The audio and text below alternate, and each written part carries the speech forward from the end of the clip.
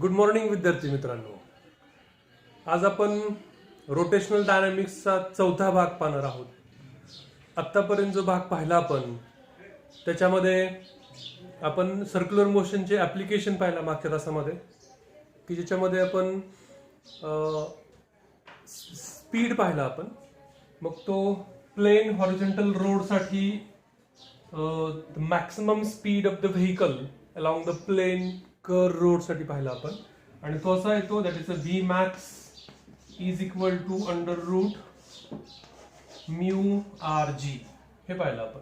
समजा व्हेकल इथं आहे आणि फोर्स ऑफ फ्रिक्शन या दिशेमध्ये, एम जी या दिशेमध्ये आहे, नॉर्मल रिएक्शन या दिशेमध्ये आहे. तर force of friction provide necessary centripetal force from which we get the maximum speed of that vehicle along the plane horizontal curve road, that is under root mu R G.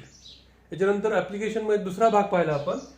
जर वेल of death त्याला म्हणलं होतं, पण exactly ती कशी आहे, cylindrical आहे.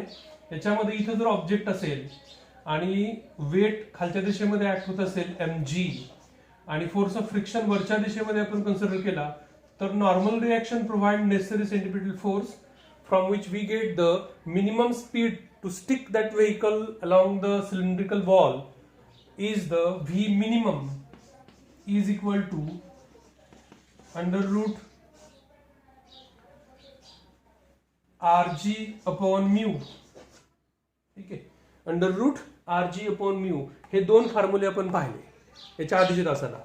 आता याच्यानंतर जो पुढचा भाग पाहायचा आहे आपल्याला, तो असा आहे की बँक्ड रोड, बँकिंग ऑफ रोड हा भाग पाहायचा आहे आपल्याला, की ज्याच्यामध्ये सुरुवातीला तिसरं ऍप्लिकेशन म्हणूयात आपण सर्क्युलर मोशनचं. हे काय तिसरं application, banking of road.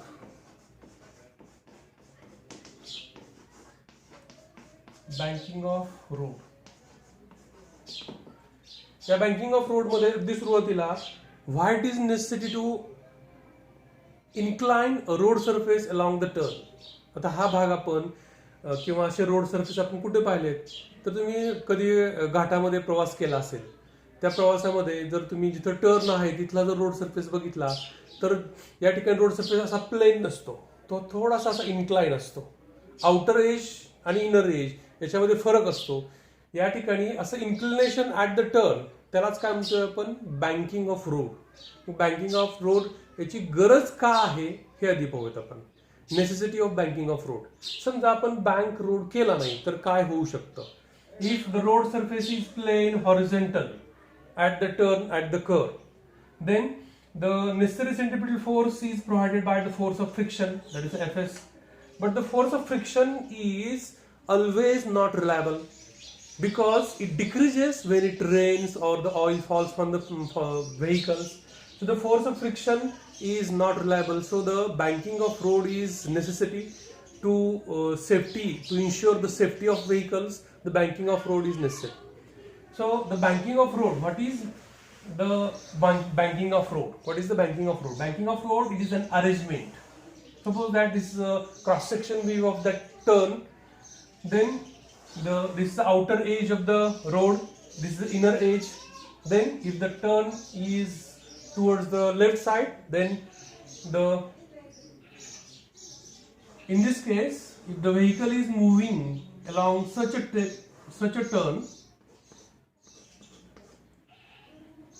if the road surface is inclined at some suitable angle with the horizontal to ensure the safety of vehicles, in this case the weight mg which acts vertically in downward direction and the normal reaction is resolved in two components, that is n cos of theta and n sin of theta. So this horizontal component of normal reaction provides necessary centripetal force for its circular motion. So what is the banking of road? Banking of road, it is an arrangement in which the surface of the road is inclined to the horizontal at some suitable angle to ensure the safety of vehicle. This arrangement is nothing but the banking of road. So necessity of banking of road and banking of road we have seen. Then after that, derive the formula for the most safety speed of the vehicle along the banked road. तर या ठिकाणी परत एकदा banking of road मध्ये आता याच्यावरती प्रश्न कसा असू शकतो, derive expression for the most safety speed of the vehicle along the banked road असा प्रश्न असू शकतो, किंवा derive expression for the angle of banking असा पण प्रश्न असू शकतो. तर असा जर प्रश्न तुम्हाला विचारला परीक्षेमध्ये तर सुरुवात कशी करायची आहे, काय लक्षात ठेवायचे, तर डायग्राम लक्षात ठेवायची. पण डायग्राम मध्ये काय, तर सुरुवातीला पहा डायग्राम कशी काढायची ती लक्षात ठेवा. डायग्राम मध्ये हा रोड सरफेस, ठीक आहे, हा हॉरिझॉन्टल हा रोड सरफेस, ठीक आहे, which makes an angle, suitable angle theta with the horizontal. Suppose that this is a vehicle,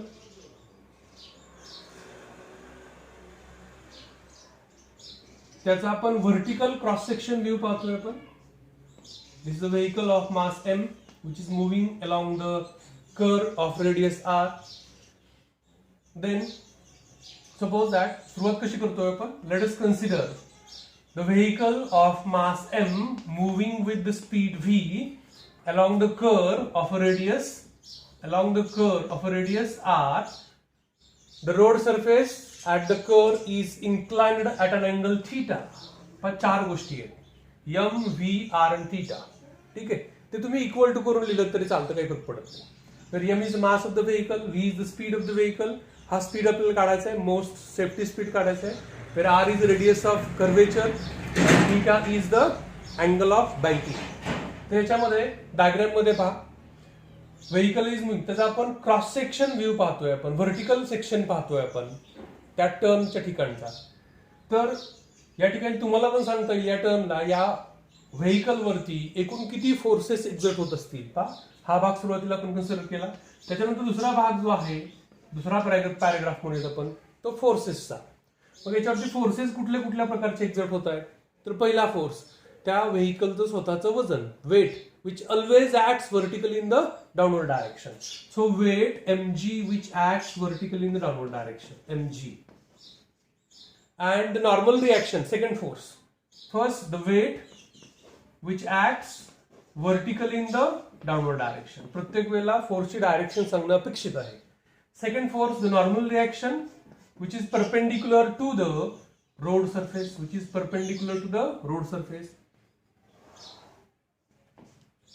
So in this case, the normal reaction, हा जो normal reaction आहे, it resolve in two components to balance the weight. कारण एकमेकांना ते balance करतायत का सध्या नाही करत. मग याच्यामध्ये या ठिकाणी the normal reaction resolve in two components. याच्यामध्ये हा थीटा आहे, तर याच्यामध्ये इथं जर by the geometry of the figure या ठिकाणी हा अँगल आणि हा अँगल, या ठिकाणी दोन्ही अँगल कसे येतात, सारखे येतात. ते जर समजून घ्यायचं असेल आपल्याला तर आपण एक डायग्राम काढूयात की दोन्ही अँगल सारखे कसे येतात. समजा या ठिकाणी इथं आपण नॉर्मल रिएक्शन अशी काढली, परपेंडिक्युलर रोड सरफेस, आणि एक रेष अशी काढली आपण सरळ. ठीक आहे, हा अँगल किती आहे, थीटा आहे. हा किती आहे, 90 आहे. याचा अर्थ हा अँगल किती असेल, 90 मायनस थीटा असेल. आता याला एक लंब काढतोय आपण, तो लंब असा असेल. ठीक आहे, या व्हर्टिकल लाईनला हा काय परपेंडिक्युलर आहे. हा जर 90 मायनस थीटा असेल तर हा किती असेल, थीटा असेल. हे दोन्ही अँगल कसे असतील, सेम. हा जर थीटा असेल तर या ठिकाणी इथं आपल्याला माहिती आहे की इथं हा परत 90 मायनस थीटा येतो, कारण हे दोन्ही एकमेकांना कसे आहेत, परपेंडिक्युलर आहेत. हा 90 मायनस थीटा आहे, त्याचा अर्थ हे दोन एकमेकांना परपेंडिक्युलर, याचा अर्थ हा पण काय येतो, थीटा येतो. From the geometry of the figure you can say that this angle is a theta, same as the angle of banking. So the n is resolved in two components. Resolution of vector हे आपण 11वीत पाहिलेलं आहे. त्याच्यामध्ये the vertical component is the n cos theta. का cos function आलं, कारण थीटाच्या लगतचा component म्हणून cos फंक्शन. थीटाच्या अपोजिट कंपोनंट असेल तर कुठला येईल, साइन. म्हणजे हा कंपोनंट कुठला येईल, साइन. याचा अर्थ हा पॅरलल आहे, म्हणजेच याची किंमत किती असेल, तर ती असेल n साइन थीटा. ठीक आहे, तर याच्यापासून असा वरती एक समांतरभूत चौकोन काढणं अपेक्षित आहे, कारण हा काय डायगोनल की जो रिझल्टंट आहे. तर याच्यामध्ये n is resolve in two component, n cos of theta आणि n साइन थीटा. हे इथं थोडक्यात लिहायचं आपल्याला. n resolve in two component, the vertical component is the n cos of theta, second component is the n sin theta. These are the two components of the normal reaction. So in this case, if we see the diagram, the n cos of theta balances the weight. आता या ठिकाणी n ची काही गरज आहे का नाही, कारण n चे दोन भाग केले आपण. मग दोन भाग केल्यानंतर आपण जर डायग्राम पाहिली तर ही डायग्राम आहे तशी डायग्राम, त्या डायग्राम नाव द्यायचं figure A, angle of banking किंवा बँकिंग ऑफ रोड, की जे वरती टायटलला नाव दिलेलं आहे तेच बँकिंग ऑफ रोड. ठीक आहे. तर याच्यामध्ये या ठिकाणी इथं पहा, डायग्रामला व्यवस्थित पहा. डायग्राम मध्ये n cos theta balances the weight, that is mg, and the unbalanced force which acts on the vehicle, that is n sin theta. हा अनबॅलन्स्ड झाला. आणि जर टर्न हवा असेल तर सेंट्रिपिटल फोर्सची गरज आहे. सेंट्रिपिटल फोर्स ऍक्ट झाला तरच सर्क्युलर मोशन पॉसिबल होईल. So in this case n sin theta provide necessary centripetal force.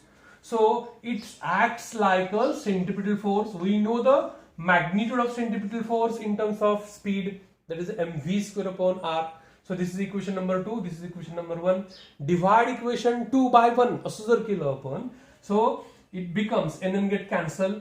So sin theta upon cos theta becomes tan of theta, which is equal to get cancel, v square upon rg, from which we get the v square, that is rg tan of theta. So square root both the sides, we get v is equal to under root rg tan of theta. आता हे जे equation आहे v is equal to under root rg tan of theta कायमस्वरूपी लक्षात ठेवायचं. ठीक आहे. It is a most safety speed of the vehicle along the curve road. आता या सेफ्टी स्पीड मध्ये कुठे यम येतं का, मास ऑफ द व्हेकल नाहीये.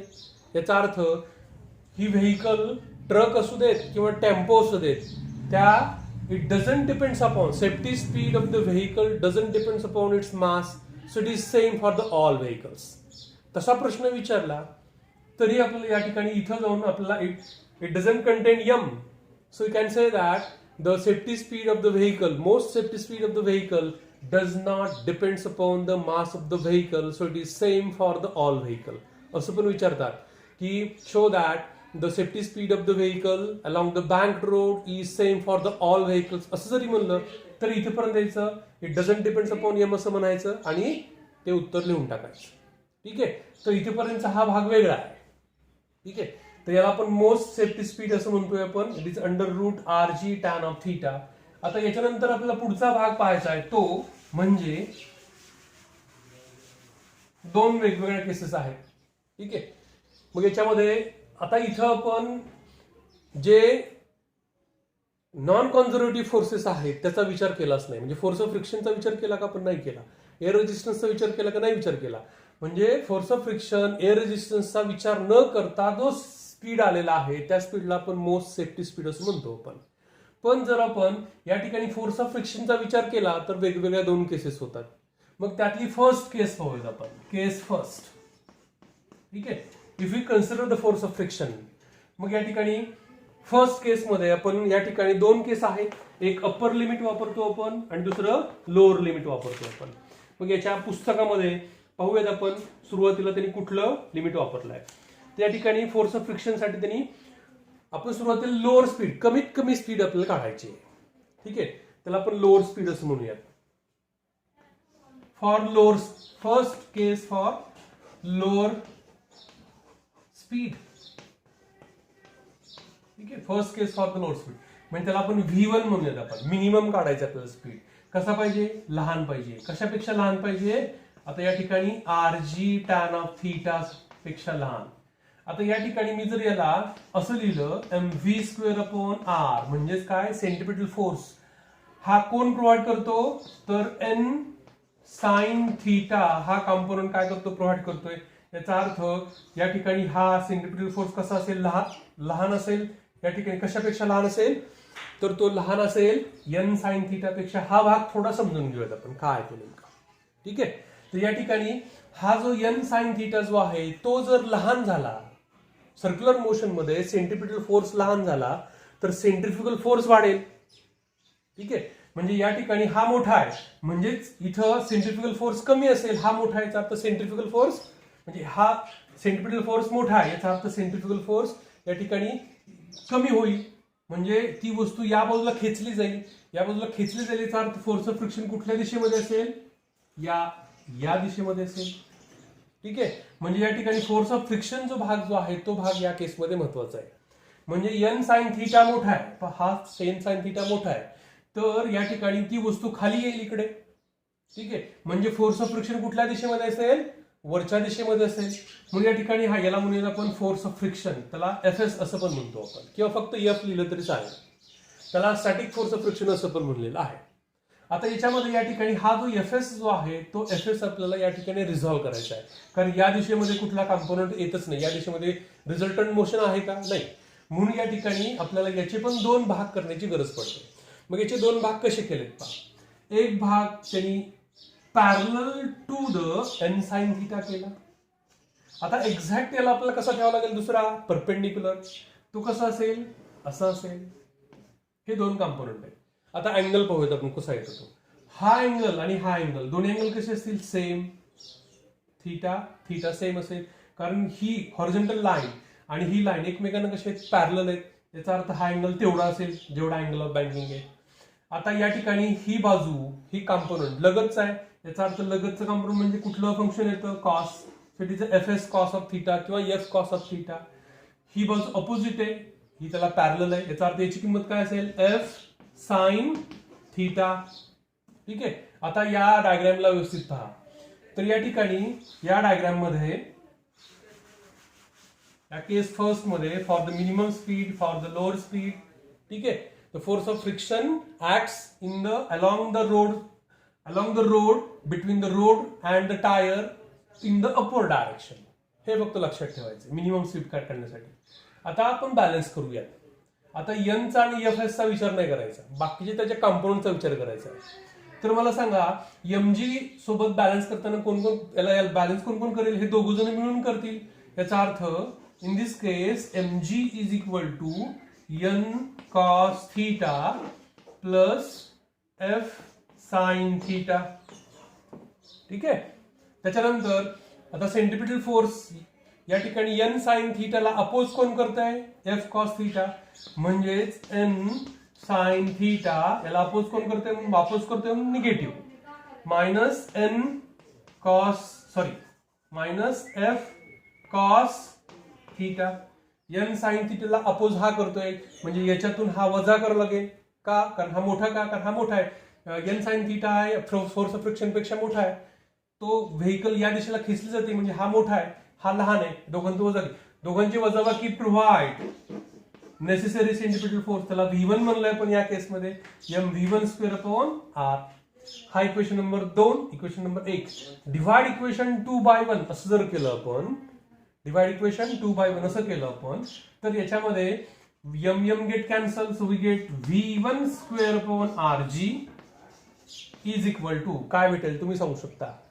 आधी ही टर्म येऊन जाईल काय, n sin theta minus f cos theta upon n cos theta plus f sin theta. ठीक आहे, आता याच्यानंतर पुढे पहा, जो फोर्स ऑफ फ्रिक्शन जो आहे तो फोर्स ऑफ फ्रिक्शन म्हणजेच काय आहे, it is a limiting force of friction. ठीक आहे, की ज्याचा फॉर्म्युला आपण 11वीत पाहिलेला आहे, त्याच्या आधीच्या आर्टिकल मध्ये पण पाहिलेला आहे. That is F is equal to mu into N, because mu is the ratio of limiting force of friction to the normal reaction. So F is a mu into N. Put the value of f, that is a mu into n, and divide it with the n cos of theta. So first put the value of f, that is a mu into n. So v1 square upon rg becomes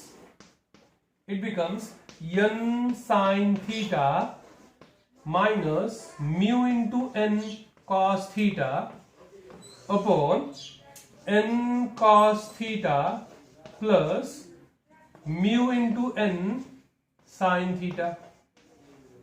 ठीक आहे, इथंपर्यंत समजतंय पहा. याच्यानंतर पुढची step पुस्तकात याच्यानंतर व्यवस्थित काय दिलेलं नाही, पण तो भाग तुम्ही समजून घ्या. या स्टेप मध्ये RHS ला म्हणजे या इक्वल टू साइनच्या या बाजूला प्रत्येक टर्मला n cos थीटाने काय करायचंय, डिवाइड करायचंय. n cos थीटाने डिवाइड केलं तर v1 स्क्वेअर अपॉन rg बरोबर काय येतं पहा, n sin theta upon n cos theta is tan of theta. ठीक है, माइनस म्यू, कारण n cos theta get cancels with each other, upon n cos theta upon n cos theta becomes 1 plus mu into n sin theta upon n cos theta, it become mu into tan of theta, mu into tan of theta. So we get v is 1 square upon rg is equal to tan of theta minus mu upon 1 plus mu tan of theta.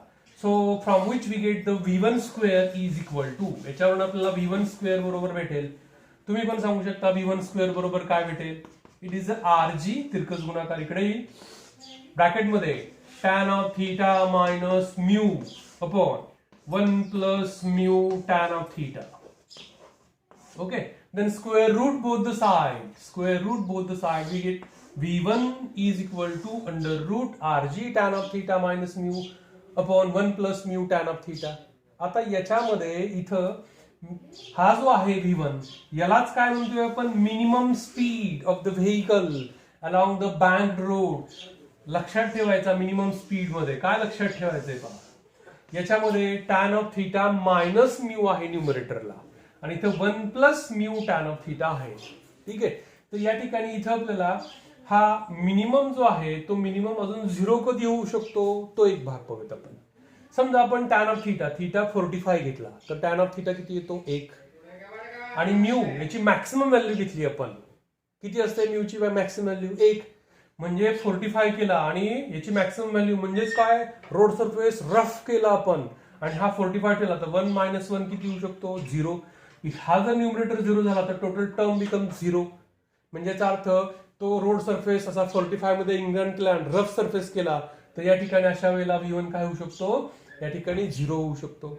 मग या ठिकाणी मिनिममचा फक्त formula लक्षात ठेवा, तो कसा आहे, under root rg v, याला आपण मिनिमम असं पण लिहू शकतो. ठीक आहे, under root rg into bracket tan of theta minus mu upon 1 plus mu tan of theta. Okay, आता ही झाली फर्स्ट केस काय पाहिली आपण, तर minimum speed of the vehicle along the banked road. आता सेकंड केस पाहूयात आपण, case second, the maximum speed साठी आपल्याला या ठिकाणी डायग्राम काढायची आहे. मॅक्सिमम स्पीड, त्या मॅक्सिमम स्पीड मध्ये जो v1 जो आहे तो कसा पाहिजे, under root rg tan of theta पेक्षा मोठा हवाय आपल्याला. याचा अर्थ v1 square upon r should be greater than. ठीक आहे, शुड बी ग्रेटर दॅन, हा जो n साइन थीटा जो आहे तो n साइन थीटा पेक्षा तो कसा पाहिजे, मोठा पाहिजे. ठीक आहे, म्हणजे हा n साइन थीटा कसा होईल, लहान होईल. याचा अर्थ सेंट्रिफ्युगल फोर्स कसा असेल, मोठा असेल. डायग्राम मी परत काढतो ही सेकंड केस करता. ठीक आहे, n साइन थीटा, हा जो n साइन थीटा आहे तो कसा झाला आता लहान. याचा अर्थ सेंट्रिफ्युगल फोर्स कसा आहे, मोठा आहे. म्हणजे ती वस्तू, ती व्हेकल इकडे चालली आहे, याचा अर्थ फोर्स ऑफ फ्रिक्शन कुठे असेल, खालच्या दिशेमध्ये असेल. The force of friction which acts on the vehicle in the downward direction. तर आधी आपण काय करूयात, फोर्स ऑफ फ्रिक्शन कुठल्या दिशेमध्ये असेल ते काढूयात. पहा, लक्ष द्या थोडस.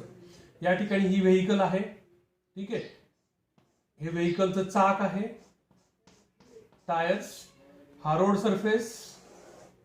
ठीक आहे, आणि हा जो नॉर्मल रिएक्शन जो आहे, नॉर्मल रिएक्शन थोडासा पलीकडे घेऊयात आपण. डायग्राम पहा, इथे काढतो मी, याचा सीजी इथे आहे, सेंटर ऑफ ग्रॅव्हिटी समजूयात आपण. कारण फोर्स ऑफ फ्रिक्शन कुठे आला, तर या ठिकाणी आला. हा हॉरिझॉन्टल, हा अँगल ऑफ बँकिंग, हा फोर्स ऑफ फ्रिक्शन या दिशेमध्ये आहे. ठीक आहे, force of friction resolve in 2 component, एक हॉरिझॉन्टल कंपोनंट असं असेल. ठीक आहे, आणि हा एक व्हर्टिकल कंपोनंट असं असेल. इथं पण एक पॅरलोग्राम आला पाहिजे, पण आता डायग्राम आपण काढतोय. हा थीटा आणि हा थीटा कसा असेल, सेम. इथं पहा, हा mg असं असेल, तर वरच्या दिशेमध्ये कुठला असतो, n cos थीटा. रोड सरफेसला परपेंडिक्युलर कुठला आहे, n, दोघांमधला अँगल थीटा, याला परपेंडिक्युलर n साइन थीटा. ठीक आहे, इथे एक समांतरभुज चौकोन, इकडे एक समांतरभुज चौकोन. पण आता सध्या पाहूयात आपण.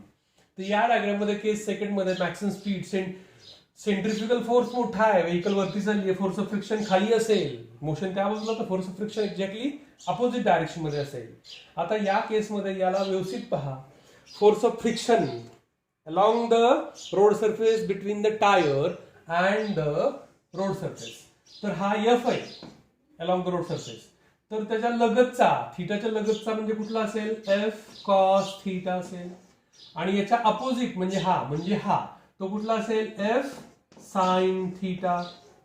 ठीक आहे. आता डायग्रामला व्यवस्थित पहा. याच्यामध्ये force of friction, maximum speed साठी फोर्स ऑफ फ्रिक्शन डाऊनवर्ड आहे, मिनिमम स्पीड साठी फोर्स ऑफ फ्रिक्शन वरच्या दिशेमध्ये, हे लक्षात ठेवायचं, म्हणजे हा भाग सोपा होतो. आता या ठिकाणी याच्यानंतर पुढचा भाग पाहायचा आपल्याला. आता कोण कोणासोबत बॅलन्स होतं ते पाहायचं आपल्याला.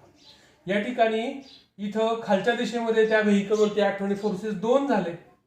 ठीक आहे. म्हणजे हा एन कॉस ऑफ थीटा म्हणजेच काय पहा, mg प्लस हा एफ साइन थीटा, हे दोघं जण मिळून कोणाला बॅलन्स करतायत, एन कॉस ऑफ थीटाला बॅलन्स करतायत.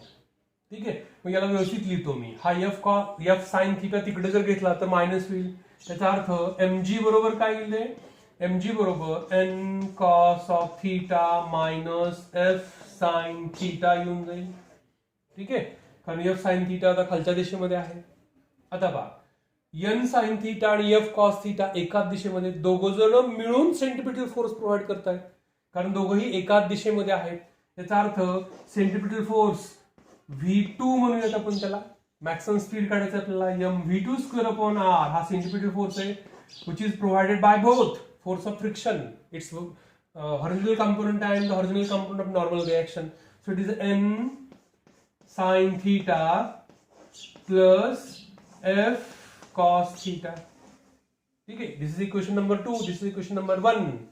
So divide equation 2 by 1. Divide equation 2 by 1. काय भेटेल तुम्हाला पण सांगताय. If you divide the equation 2 by 1, we get get cancel, v2 square upon rg is equal to 2 हे आहे. याचा अर्थ n sin theta plus f cos theta total divided by n cos theta minus f sin theta. Put the value of that force of friction, that is the maximum value of force of friction, is the mu into n in this equation. F is equal to mu into n. Put this value, so we get v2 square upon rg is equal to n sin theta plus mu into n cos theta. काहीच किंमत ठेवली आपण, f ची किंमत ठेवली, n cos of theta minus mu into n sin theta. ठीक है. Again, this term RHS, each term is divided with the n cos of theta.